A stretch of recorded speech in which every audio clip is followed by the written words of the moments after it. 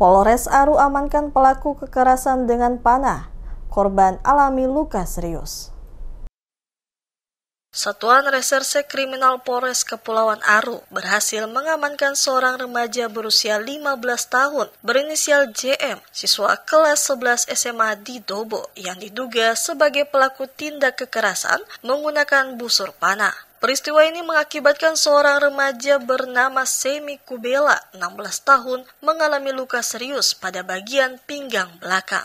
Pelaku diamankan polisi di rumahnya pada Selasa malam, 19 Agustus 2025, sekitar pukul 23 waktu Indonesia Timur. Hal tersebut disampaikan Kaur bin Ops Reskrim Polres Aru, Faisal Tuanani, dalam konferensi pers pada Jumat 22 Agustus. Menurut keterangan penyidik, peristiwa bermula ketika pelaku bersama seorang rekannya ditegur oleh kelompok lain dengan nada menantang. Merasa terprovokasi, pelaku pulang ke rumah temannya dan mengambil busur serta anak panah yang sebelumnya disimpan. Sekitar 30 menit kemudian, pelaku bersama 3 rekannya kembali ke lokasi kejadian di kompleks Kampung Terangan. Saat melihat kelompok remaja yang menantangnya, pelaku melepaskan panah dari jarak sekitar 7 meter. Sasaran awal berhasil menghindar, namun anak panah justru mengenai korban, Semi Kubela, yang berada di sampingnya.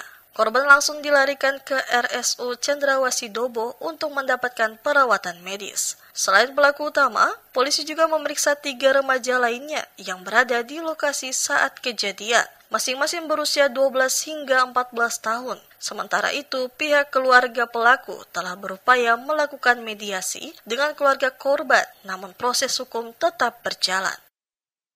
Sementara kita sudah lakukan pemeriksaan 3 saksi dan korban juga sudah pemeriksaan. Terus prosesnya tetap kita melaksanakan terus sebagai prosedur. Itu apalagi pelakunya anak di bawah umur. Untuk masalah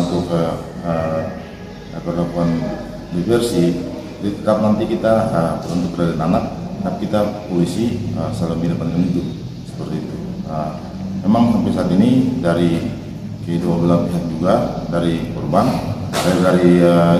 dari orang tua pelaku sudah melakukan mediasi dengan korban. Tapi untuk kita kepolisian tetap kita melakukan proses. Lebih lanjut dikatakan untuk motif pelaku adalah pelampiasan amarah. Ia menggunakan busur panah yang mengenai korban secara tidak sengaja. Saat ini pelaku dijerat dengan pasal 351 ayat 1 KUHP tentang penganiayaan.